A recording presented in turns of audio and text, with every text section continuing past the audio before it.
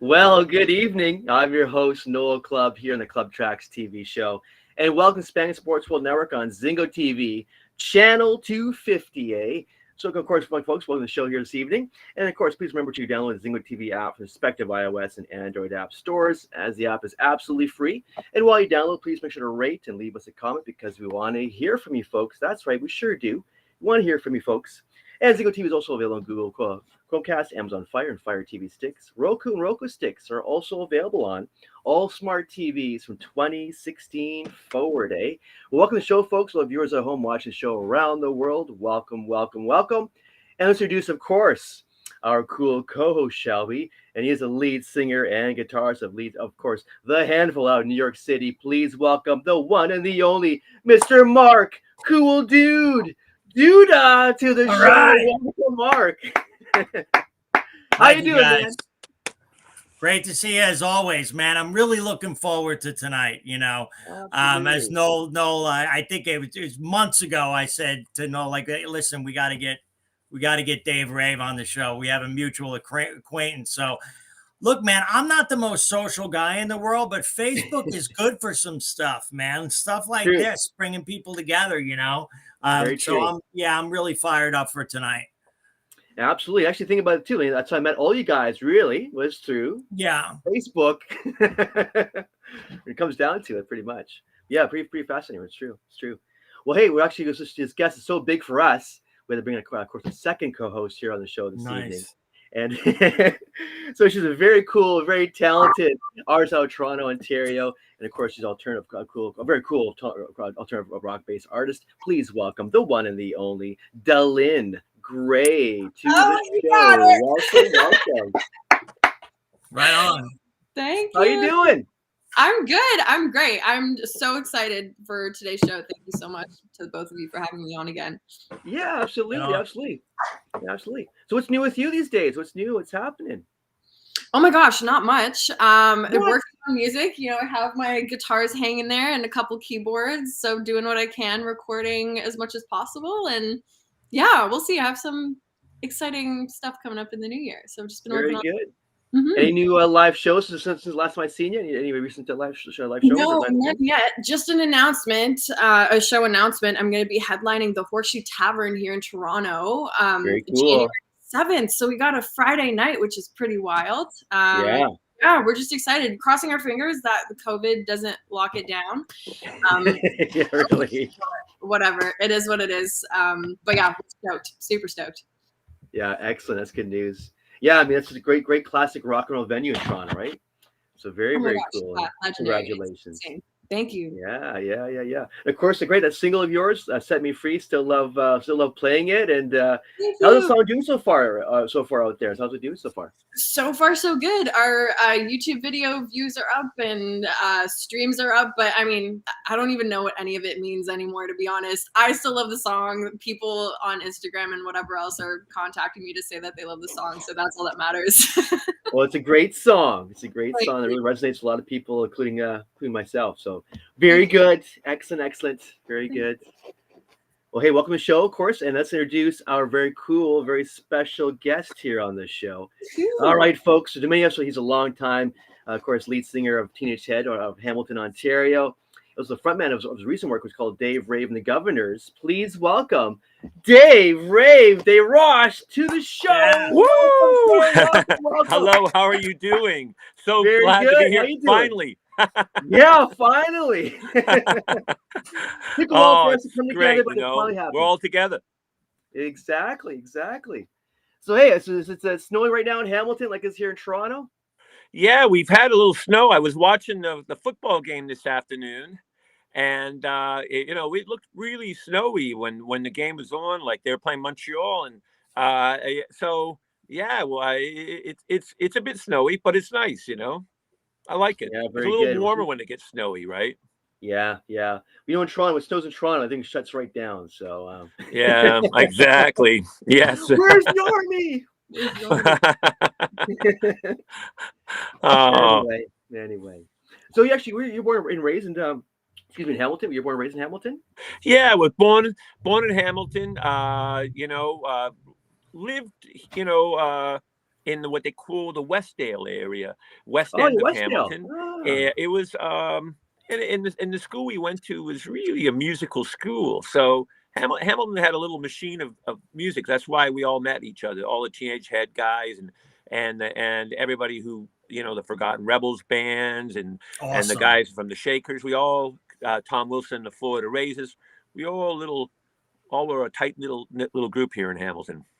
So true. I used to live with myself for many, many years in the early mid '90s, and I've seen you guys play live in Hamilton many times. Of course, Junk House, like you mentioned, Tom Wilson Yes, earlier. yes. Love Tom Wilson and love Junk House. Back Yeah, in the we big go time. back so far, all of us. It's good. And now, of course, it's continuing on because bands like the Trues have moved here. We're the majority of the members now. And, of course, our Grey Cup boys, they're playing, all the different bands are all playing here. It's a great little thing. I actually played last night, a part of the IPO Music Festival, and I saw a bunch of great Hamilton bands that I didn't even know. They were great. It was really fun. Yeah, Hamilton has produced like really good bands over the decades. It really has. Yeah. I don't know why I moved to New York for. What was I thinking? Yeah, stay in Hamilton, man. I'm going to ask you about that later. So let's Yeah, see. sure, no problem. Yeah. No, right on, right on. So for you, growing up, who are your early musical influences growing up? Like the people who listen to you, mean? Yeah.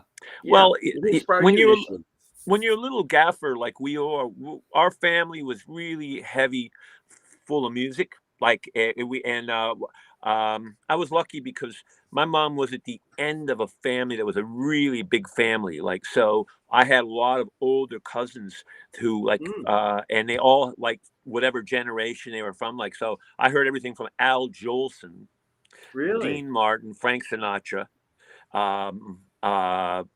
basically, and then all the 60s music that came along, the 50s and 60s, from Elvis and then the Beatles and the Stones. And then I sort of, when you really start coming of age is like when you're around 13 or 14. Yeah. And so we were lucky because in the early 70s there was a lot of variety of music. So we were playing everything from Alice Cooper, Badfinger, whatever was good songs. We didn't even think in terms of that, like from singer songwriter stuff to rock and roll and New York Dolls in Hamilton, and it was just a real.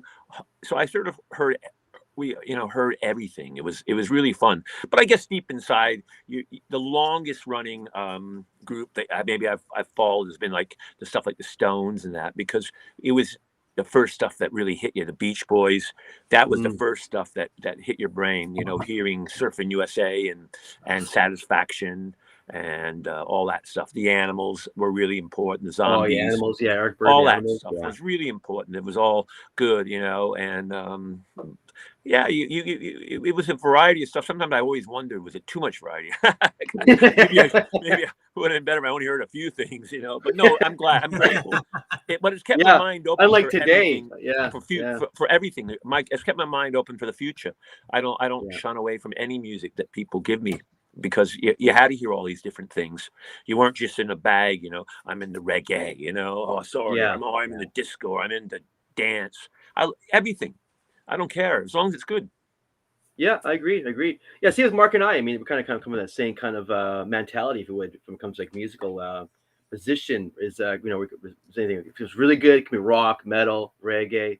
We're into it, we support it. So we go see Deep Purple one night, Max Webster, and then go see whoever was around, that was good, great music, Sly and the Family Stone, or whoever, whatever it was, it was good.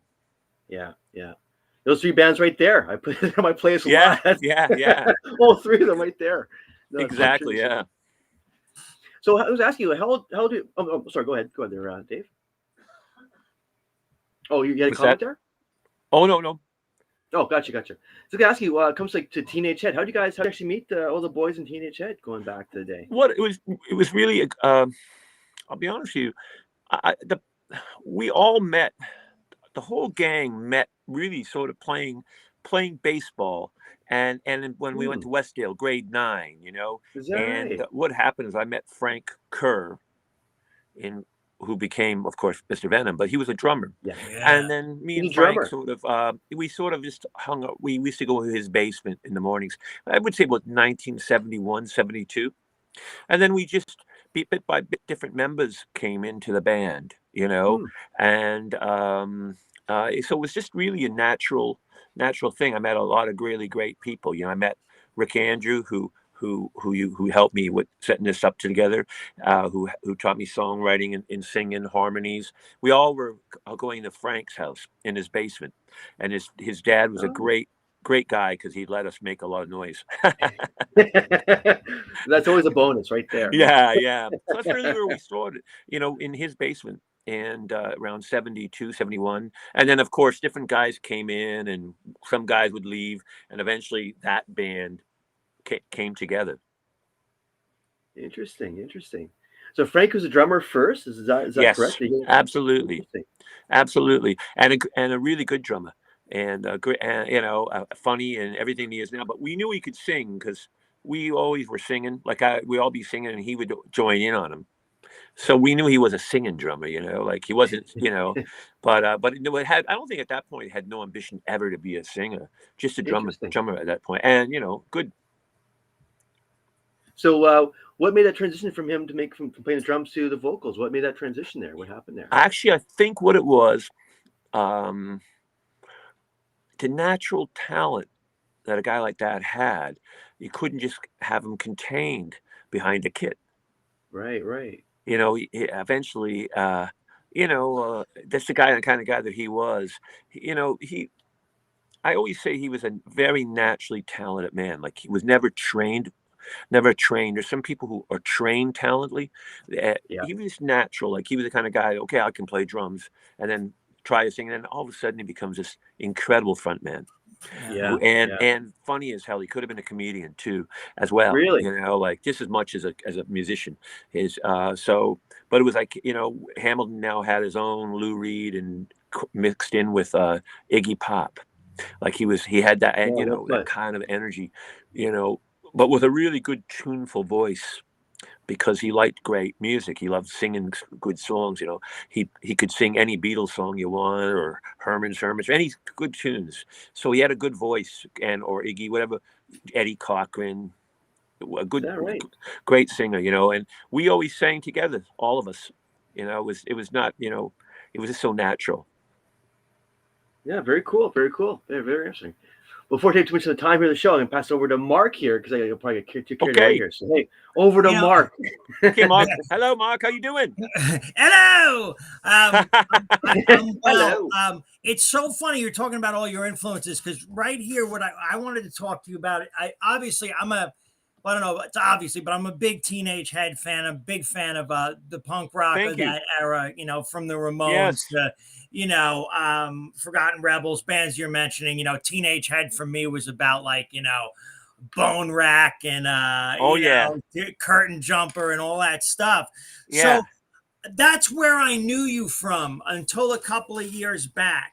And then I discovered sort of all the other things you do, and you're not beholden to one genre. So, like, if somebody's used to Dave Rave and they're thinking like Teenage Head, and then they hear the stuff you do with like Mark McCarran or Yes. the jazz stuff or the power pop stuff that I Yes. hear, is that I mean, how would you describe your music to somebody that's never heard it before? Is there a way to do that?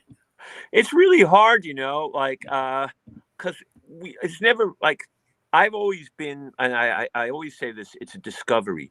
I don't like when something like the reason why I worked with, say, Mark McCarran was uh because he happened to be in a band that I was in, and he was this great guitar player, and we sat, and he said we want to come together and do some writing, and I found out he played great jazz guitar, and I said, well, why don't we play what you really do well, jazz, and I'll bring my end to it. And it was just a natural thing that happened, and it was something that I've never done before. So I always find that that's how I always do things. If somebody comes around with me and brings an idea, all like to work with that person and bring it. It's never a conscious thing to do.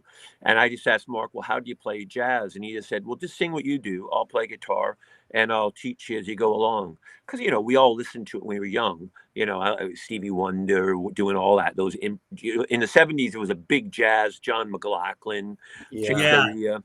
That was a really big part. Return to Forever. Of course, Miles Davis.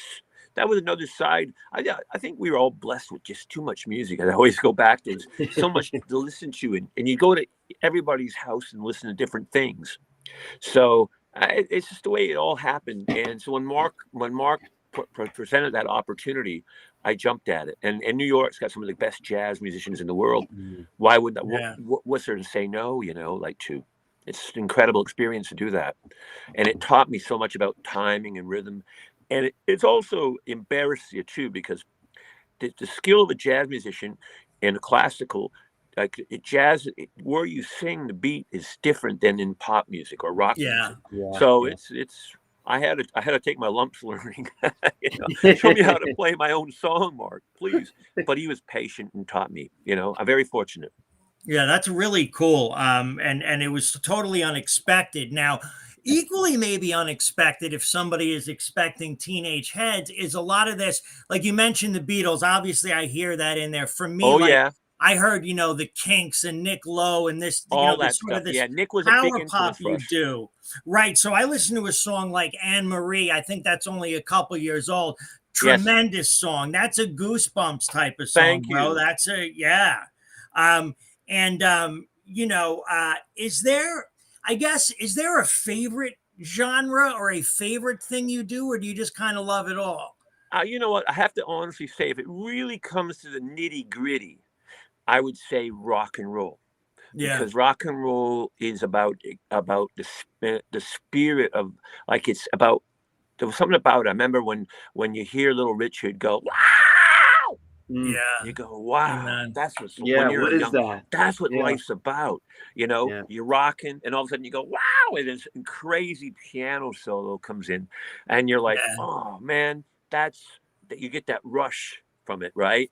So I would say that rock and roll, if it really comes to nitty gritty, and that sort of goes in with gospel, soul, and blues. But you know, the heart of Little Richard and Buddy Holly and when, you know, the great music that and rockabilly, you know, when we heard the Stray Cat style, you know, there's something special about it. Doo-wop as well, you know, it's doo-wop's not a big part of New York, you know.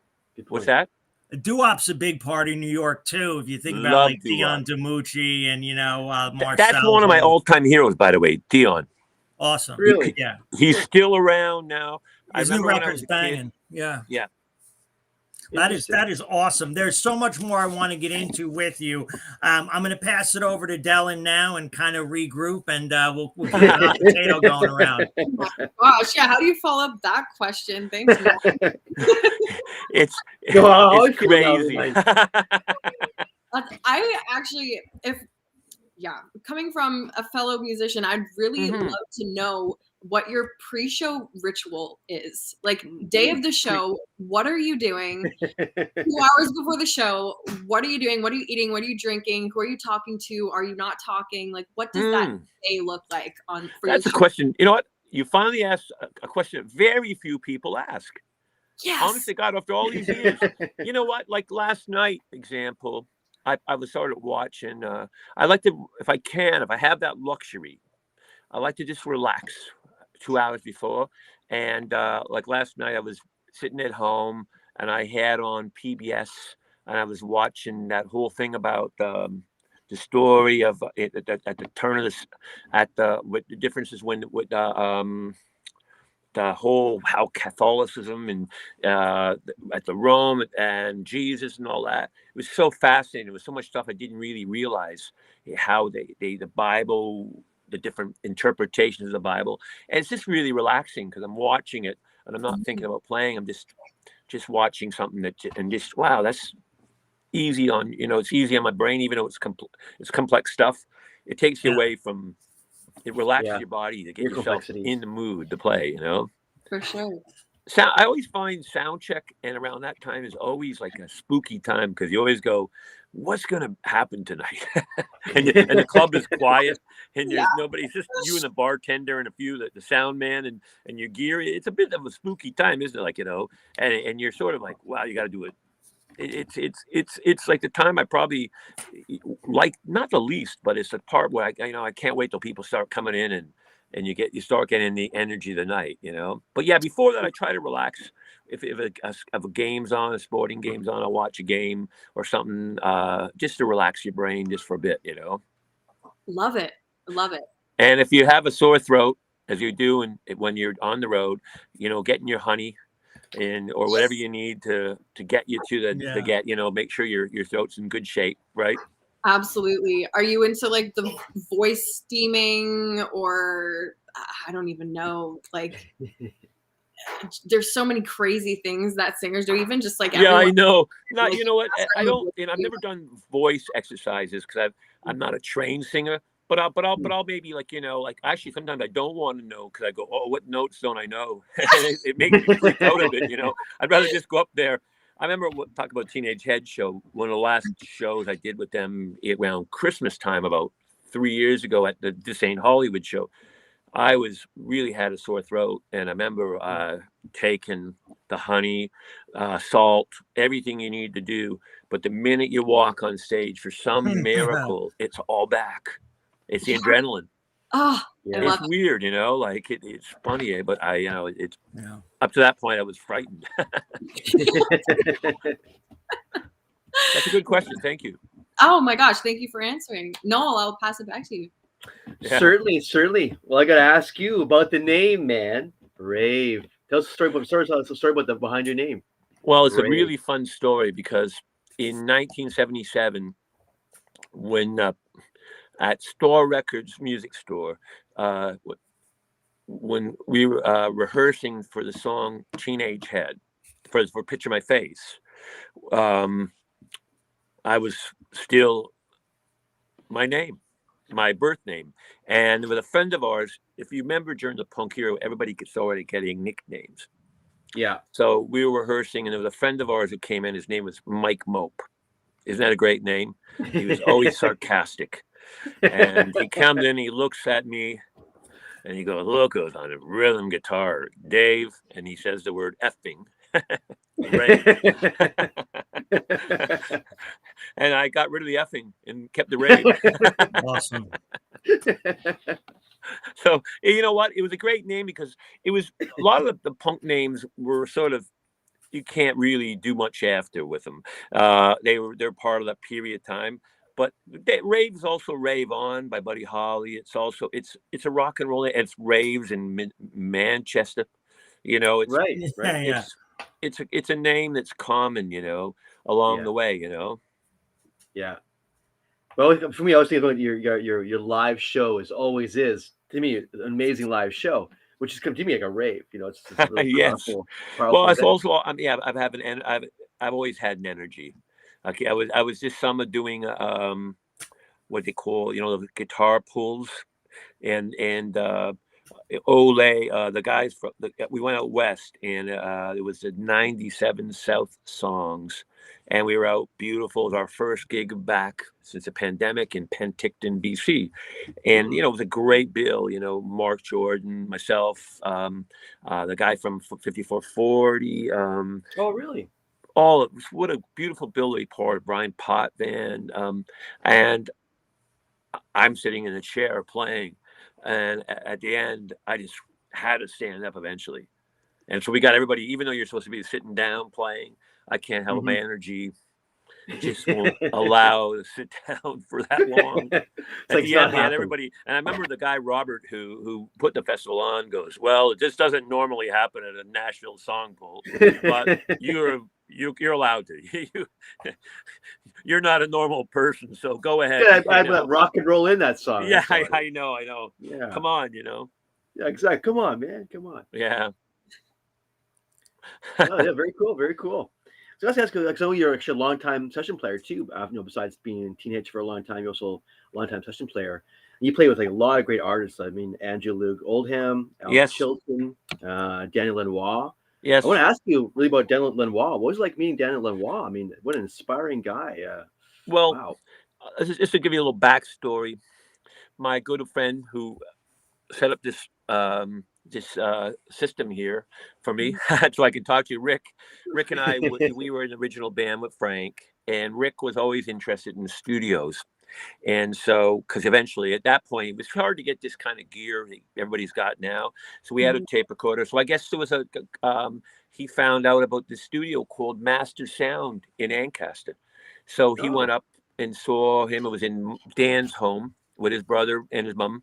And he talked to him. He said, "Hey, this is a really cool place." So eventually, about 1976, maybe 75, they moved the Grant Avenue studios. They went from uptown, and a friend of mine who was a friend of ours actually, who was a songwriter, and to understand the background of the time in the 1970s, everybody wanted no noise, like no leakage. So my friend, a guy, his name was Mike Berthelmer, said to me, "Hey, will you be what they call, just do the ghost track?" And the ghost track, so because he wanted to play his acoustic guitar, not have any noise on it. They yeah. wanted really clean sound. So he asked me, because I'm good at remembering tunes and that, and I knew his songs. I'd seen him play enough, so I just went in ghost tracking for him at Grand Avenue Studio, and it was a Oh, really great amount of players that they were hiring for these sessions. The producer was a fellow named Ed Roth, he used to play with Rick James. Dawn Potter, who was from Rochester, who worked with Dan Hill at the time, oh, Barry Dan Hill Keane, too. Wow. Gordon Lightfoot's drummer. The bass Oh, player was Dennis Pendrith, who played with Murray McLaughlin. It was really top guys, and I was very this cool. kid, just hoping not to screw up. Yeah, Okay, no and trying to pressure be as there at quiet all. as possible, yet guide the band. And Danny was the engineer, and he was great, and he kept the whole ship going, and he had a great, really made you feel confident that what you were recording would get down. So we became friends because I would talk to him a little bit, and he had a good sense of humor. And then eventually, but in those days too, that was like a year-long project. Everybody was influenced by Steely Dan, and how Oh in that wow. era when everybody was making these $50,000, which seemed like a lot of money then, right? Right, right. Albums. And so I just went to Dan, hey, would you like to record something in a day? And he went, Oh, no "Sounds problem. good." I'll go for that. And so he produced the first Shake His record, or a single, and then we brought him in for Teenage Head for Top Down, Very because cool. now just Great under, again, a tune. little background. In those days, recording in Toronto, uh, the people into the Toronto business didn't want to do something in Hamilton. So Danny was Yeah, focusing on the folk scene at the time, all yes. the great folk artists, but the the rock world hadn't come there yet. So we bugged Teenage Head's manager, Jack Morrow, to come and see the place and record there.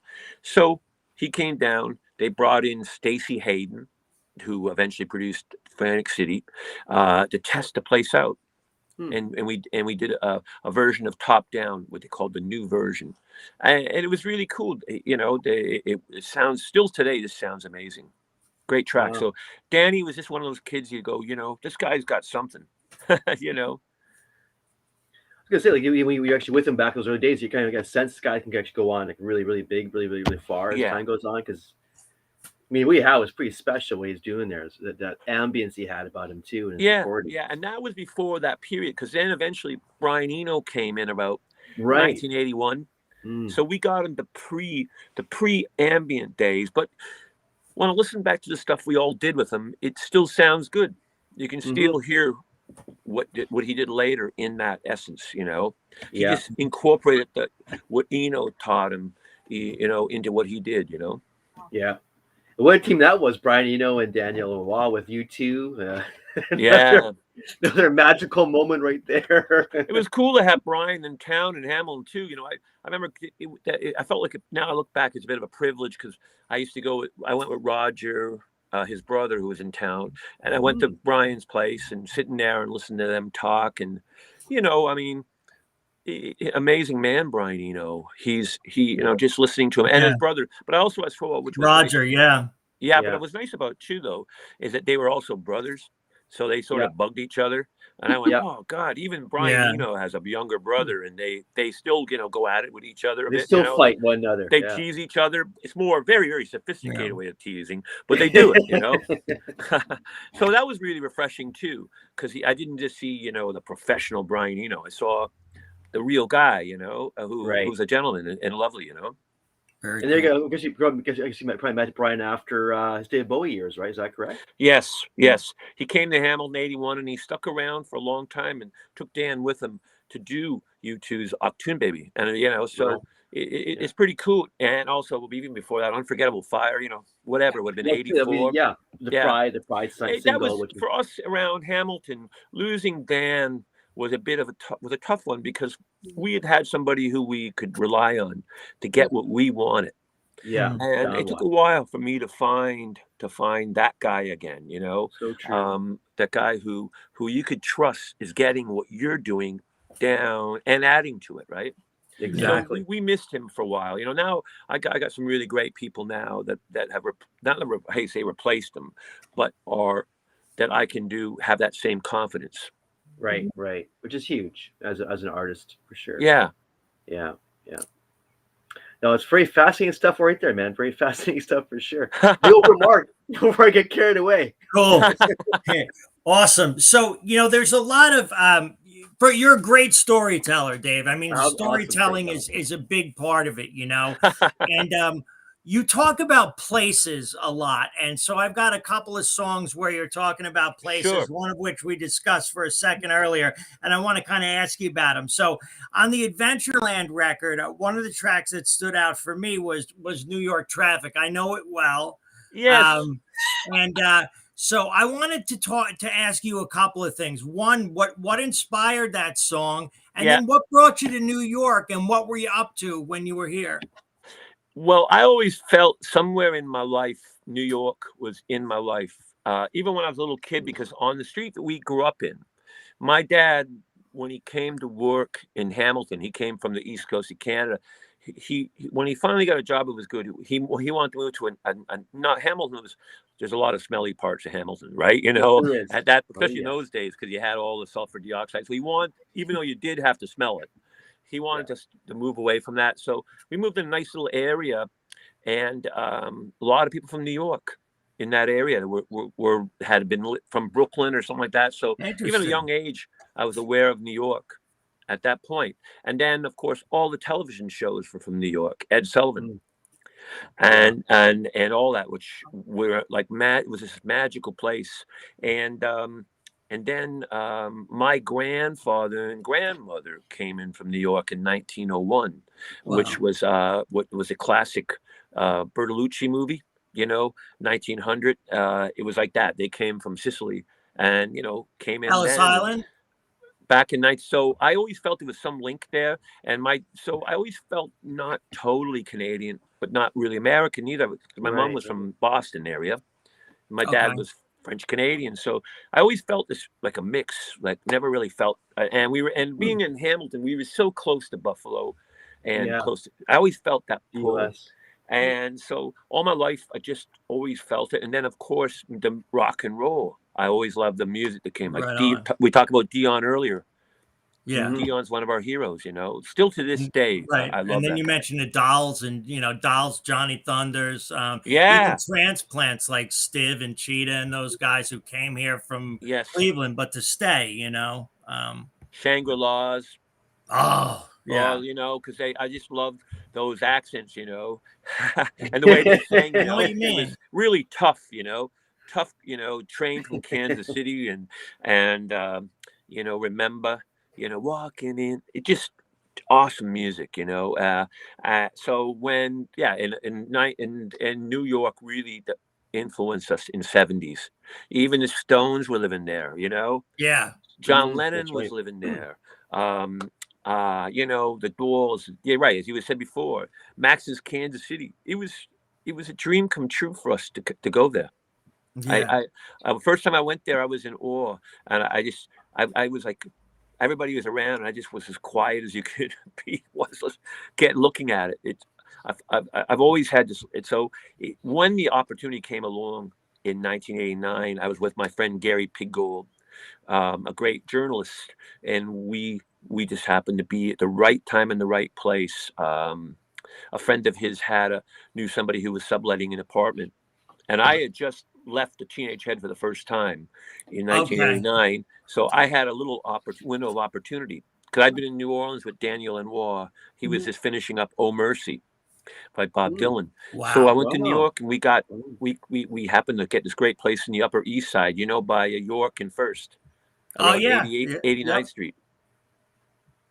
That's your hood, is it, Mark? Yeah. That's your area, isn't it? Good neighborhood. No, I'm in the East Village. We're about. But it's funny, actually. I'm on 9th between First and A. I'm not far away from, I think, where they shot like the "Waiting on the Friend" video. In Alphabet City down there. That's cool. Very cool video. And I went to NYU, and then I just stayed in that neighborhood. But it's interesting because Manhattan is very much, New York is very much a city of neighborhoods, and yes, the flavor can change in a hurry. You walk a couple blocks in one direction, and so I do know the neighborhood you're talking about right now. York and First, you need some bread to live there. There's a lot of doctors, the hospital over there, but things change. The neighborhood that I lived in, when I was going to school here, Tompkins Square Park and whatever was considered dangerous, and now you need money to live around there. But that's a killer song. I mean, New York Traffic. There's lots of songs about, but that song seems to be more about, you might be missing out on something. Tell us a little bit about that. You know what? At one point, I met a lovely girl. One of the very few times I ever went to Mexico. I went with my mom, just before she passed, and we went and we met. I met these, when you're in a place like Cancun, you're meeting different people. I've never done it before, so it's not new. So this lady comes up to me and she goes, "You're a writer, aren't you?" I went, "How'd you know?" I'm trying to be anonymous here. She goes, really? "Well, you're wearing socks in the sand. You always got a book around you. You're reading." I went, "Am I that?" No. And everybody else is like playing, beach volleyball and that. Yeah. Oh, okay, I guess I do stand out. And you're wearing black. Okay. So she said, "My daughter is a songwriter, and she doesn't know. She needs some support. Can I just, while we're here, can you talk to her?" And I said, "Oh, yeah, okay." So we talked, and I said, "Anytime they lived in Chicago." I said, "If you ever want to come to New York, here's my number. Call me up, and I'll show you the city. And it's a great city for songwriting." And she did. She could write. She really was a songwriter. So that me and her collaborate on that. I brought her to she came to New York, and it's really about our first day, me showing her the city, but just adding the love that you feel for it, like adding the poetry to it.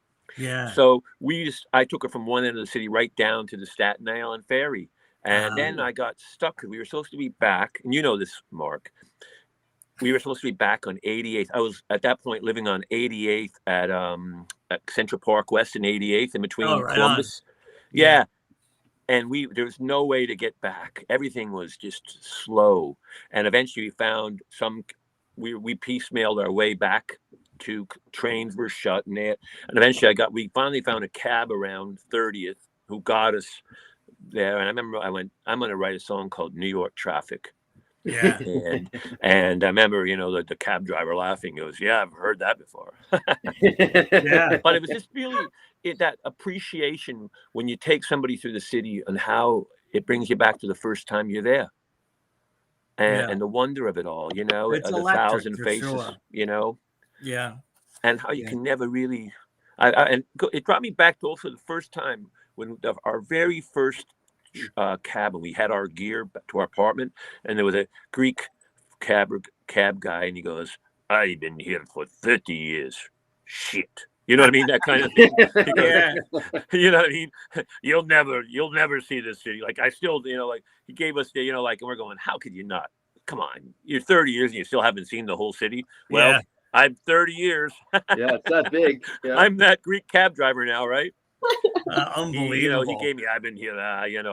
Yeah. You'll never know it. It's too big, and I So thought true. that's fantastic. And that it's really cool, and that's a good New York's inspired a lot of songs, but again, I sort of got this sense from you that I'm stuck in traffic. Am I missing out on something? I thought that Yes, was a exactly. cool angle, cool angle to take with that. And then why don't you tell me this? Why should we stay away from California? Because you were saying, right? Because you started to talk about, and it's so cool because it's got like this trippy Beatles, this trippy like magical mystery tour era Beatles thing happening and the Beach Boys stuff, and then like instead of it being like super sentimental song, you're telling us to stay away from California. Yeah, good tune, brother. I mean, and that's probably from the last 5 years. I think you're a very prolific guy, but you have a lot of really good tunes. It's not like you're just throwing garbage against the wall. So what happened with the California thing, man? What inspired that? Well, I'll tell you something. I'll go back to the story, which I had a band. I back in New York, I was playing this club, and the drummer, this drummer from the other band was from Minnesota, and he said, "Hey, you gave that drummer a drum solo. Would you ever want to come to New York, come to Minnesota and play?" And I went, "Yeah, I'd love to come to Minnesota. Why not?" He goes, "I'll take care of you. Don't worry. I'll play drums for you. I'll put a band together for you." His name was Tom Cook, and so. After all this time of going to Minnesota, I started understanding that Minnesota sense of humor. It's really, really dry. It's like Prince's Minnesota, right? He's dry sense of humor. You watch Purple Rain, or Dylan has a dry sense of humor, or The Replacements. Well, I finally started to get that point of view. It's dry, and so when we started hitting that lick, I was going, "Stay away from California," and those guys just went, "That's fun, man. Let's work on this." And let's see everything why we don't like stay, but don't actually in a weird way. We were also trying to do a bit of a 60s song where you go like when you hear those songs like "Hey girl, don't leave, stay away from California," like "Stay away from California, it's going to be no good for you, stick with me, baby, don't go to California." But we also played on that too as a funky, and I think at that point California had a really big, like there was some typical things that have been going on there, fires and earthquakes and all the things that go in that state, the madness. And I spent a lot of time in California, so I know I spent a lot of time I played in between the whole West Coast a lot. I used to spend all my August in California, which I loved. So I say it affectionately. It's tongue in cheek, right? Yeah, right. Yeah, but it's not what you expect. You expect sort of this sentimental thing, and you get this. It's funny, and I got a kick out of it. And it's a slamming tune. It's garagey. It's got the Beatles thing going on. I mean, what's not to like, But Mark, you see, the thing is too, is that when we were growing up in the 60s, we all listened to top 40 radio. Mm-hmm. And I always say that there was a little in the rock and roll annals when they talk about rock and roll, like there was the Grassroots and all these Midwest bands like the Buckinghams and that, and Paul Revere. And Paul Revere and Raiders weren't West Coast, but they're West Coast. But I always loved that sort of, dun dun dun dun dun, like the Lovin' Spoonful tune, that kind of groove too, like that, that, and then that one tune, it's that one where they hit the it's a Lovin' Spoonful tune. It's got that great ascending chord. Summer in the City, maybe. Summer in the City, maybe. Yeah, that's it. Yeah, Summer in the City. Yeah, great track. I know what you're talking about. I can dig that. Yeah, for sure. That kind of vibe, and of course the Young Rascals too. I just love those guys. Yeah, they're great bands. Yeah, amen. I get it, man. That's that kind of tune. That was awesome, by the way. I love those answers. Thank you. Dylan, I'm hogging the interview. Back to you. Oh my okay, no, I'm enjoying the thread where you guys are going. Thank you. Well, I guess in keeping in the songwriting vein, if you will, I'd love to know if there was a specific song or even project that stands out as being the most challenging for you to complete. I mean, if there were different kind of if there was a song that you ended up rewriting the way through just to get to where it is now. Like, I'd love to know if there's anything like that for you. Yeah, well, you know what? It's an interesting thing because there was a song that's on that's on the Dave Rave Anthology Volume 2, and it was on also. I had a band called the Dave Rave Conspiracy, which had Billy Ficca from the television, Lauren Agnelli from the Washington Squares, and there's a tune that we'd written called "She's Gonna Change," and it's interesting because in 1980, when we wrote the song, I wrote it with, again, Rick, who set up our stuff today, Rick and I, and it was a fast tune. It was almost like a knack song. And it was like, she's gonna change my, and then more like the beat, like Paul Collins. It was the American beat, right? And loved that stuff. And so it was like, she's gonna change my fan. And then, well, about 10 years later, in 90, we were sitting in New Orleans at talk about Daniel Lanois' place, and we've been relaxing, mellow, and I think Coyote found something that could relax us. Maybe some alcohol, and he started just playing. We just started playing that same song slow, and it was really fun to do. Like, it was nice to be able to take it from a 20-year-old point of view to maybe like a 32-year-old point of view, but we also did versions where it was fast too. Rick cut a version that was still the initial version, which is really nice.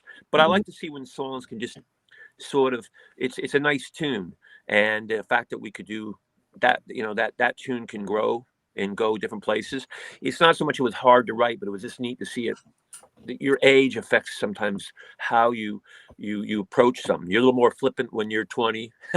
You're thinking about it a little more when it changes a little bit. It's more sadder, But that was a great challenge. That tune was neat to see it grow and go to different points of view, and eventually, who knows where it'll go next, Absolutely. I love that. I don't think there's a lot of that out there in kind of the music that's being released now. It all seems quite fleeting and just really refreshing to hear that.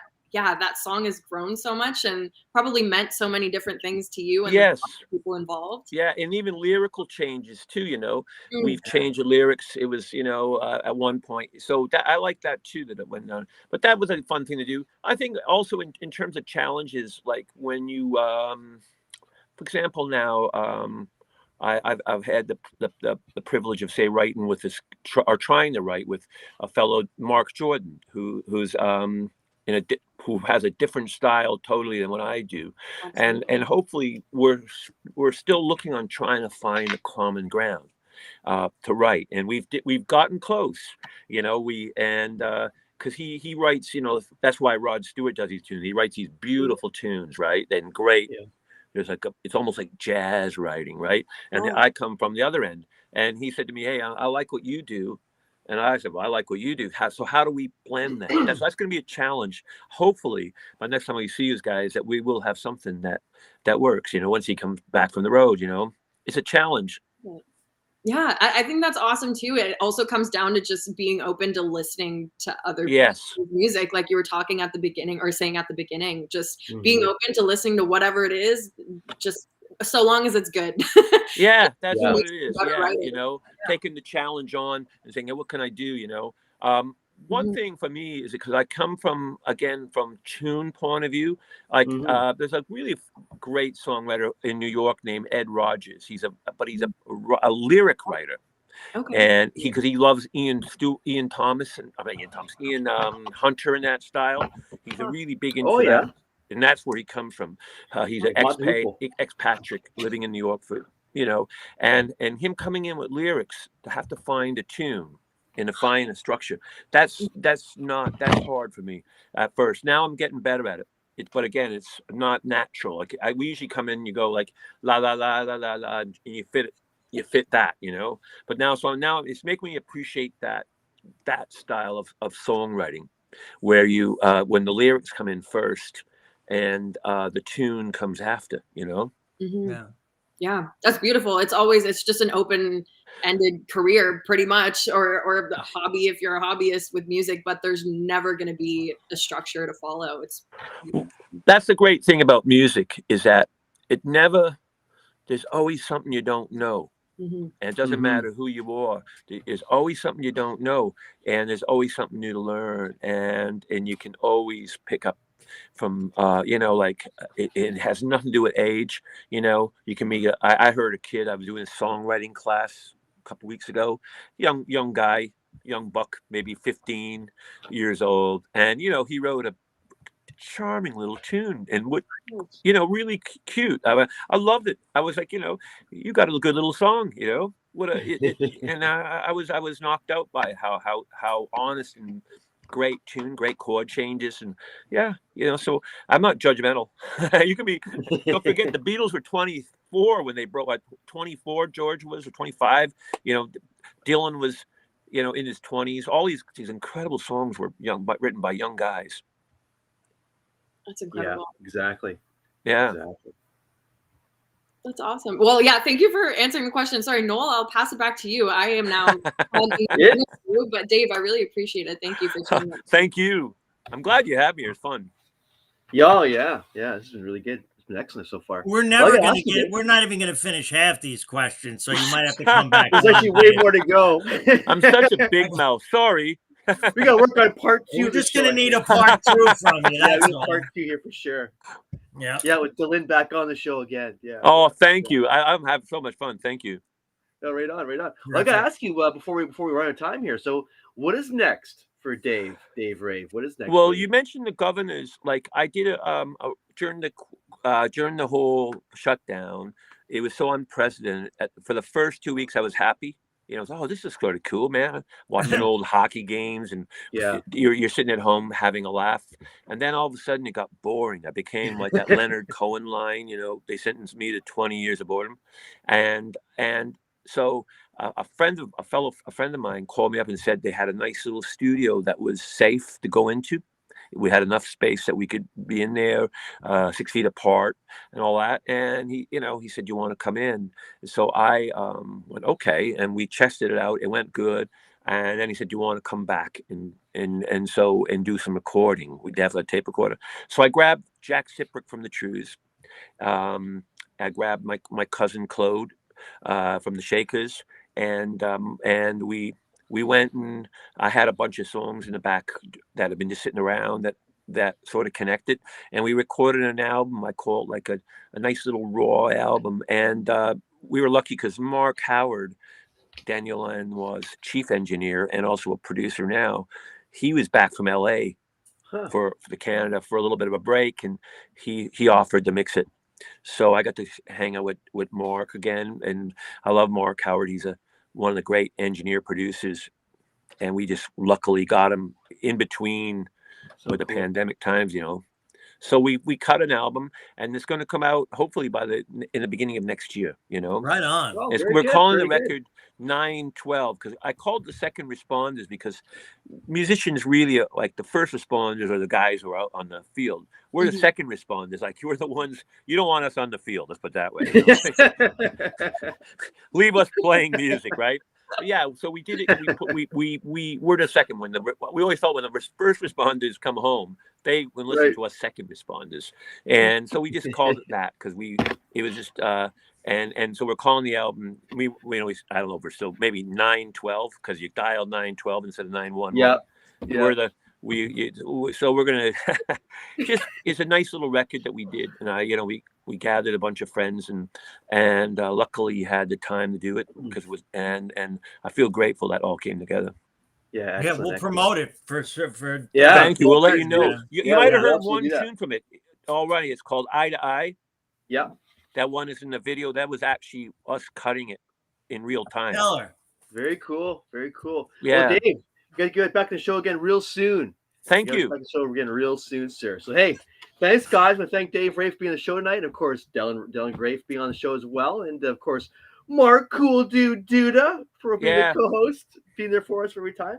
So Dave, what a real pleasure, real honor for all of us talking with you, and please Well, I'd like to thank all of you. I'd like to thank Eduardo for helping us together, and Rick, but the two of us, thank you for making it technically happen. No doubt. Too. Hope to see you soon, man. Sir. Absolutely. Well, hey guys, thanks again. We'll again see you guys real soon. Take care. All the best. See you soon. See you later. Later.